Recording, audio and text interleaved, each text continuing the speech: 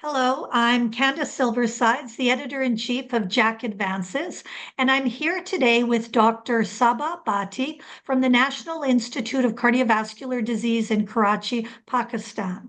I'm really excited to be here today to talk to her about her ESC 2024 late-breaking study titled Prospective Pakistan Registry of Echocardiographic Screening in Pregnant Women, the PRESAP Registry. Hi, Dr. Bhatti. Hi, Candice. How are you? Great. Well, thank you so much for being here with me today. I wondered if you could start by describing the purpose of this study and what prompted you to try and address this question.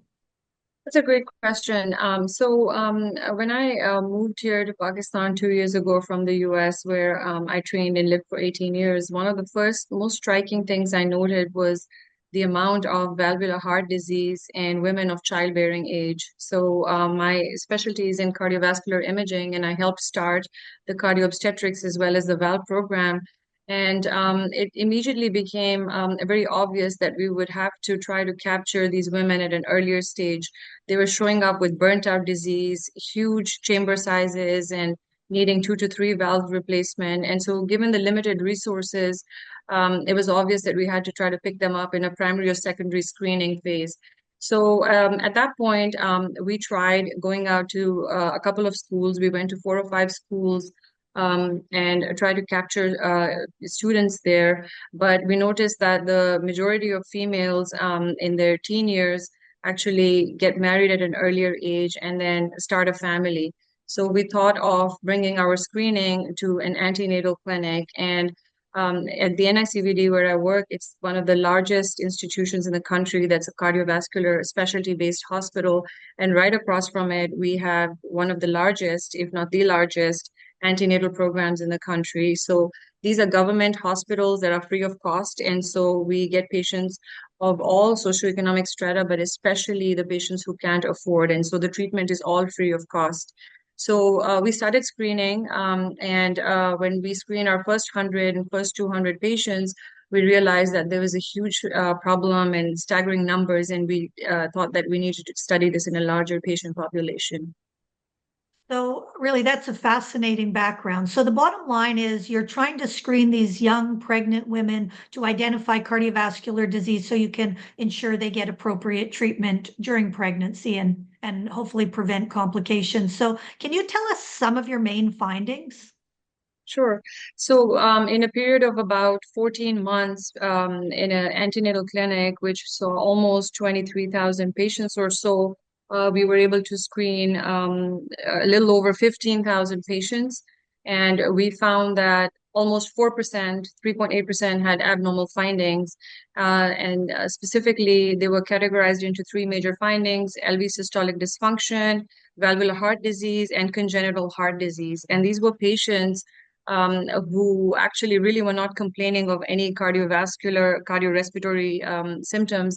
And so an echo wouldn't have been done if they were not screened. If there were patients with obvious indications, they went ahead and got an echo. And so we would ask them at the time before the screening was started if they've had an echo. And if they said yes, then they were not included in this cohort. So I think these are very interesting findings. And this is a large single center study, although it captures patients from all over the province of Sindh and sometimes even from neighboring provinces and countries like Afghanistan. But I think what we need to do is study this in a much larger patient population nationally and then internationally too, because as you and all our viewers are aware, that the cardiovascular mortality in maternal fetal is extremely high, and maybe there's a large number of these patients that we're not picking up early enough using the what we think are the traditional risk factors like hypertension and multiparity. And I know when I practiced in the US, at some centers, every diabetic patient would get an echo, every hypertensive would get an echo.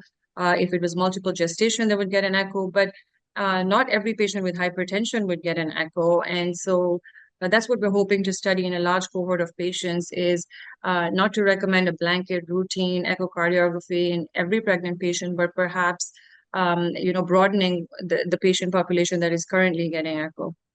Yeah, it's just really fascinating. So, about 4 out of 100 patients that are screened, you will identify some type of cardiovascular anomaly.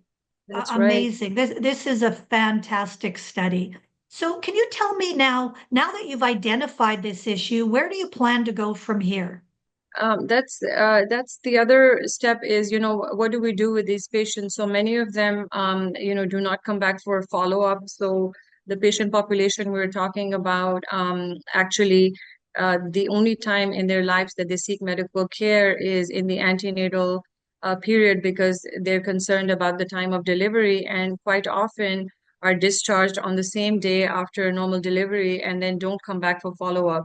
So one of the things that we're very interested is to see how our screening impacts outcomes in terms of maternal fetal outcomes, but also long-term outcomes. And so we've started a cardio obstetrics clinic right there so that they don't have to travel to another building, and the patients get seen, medication gets started. And we've entered them into our registry and we are following them. We try to give them at least a phone call if they're not able to come so that they can tell us the baby's birth weight. And so what we're hoping is to publish a follow-up outcome study. But as I was saying earlier, we need to replicate our findings at other centers and in other countries and hopefully study this globally to see.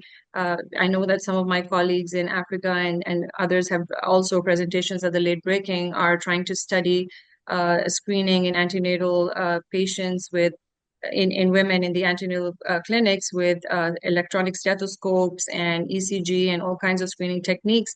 But the power of echocardiography is very quickly these days with the technology we have in 5 minutes, we're able to get some images.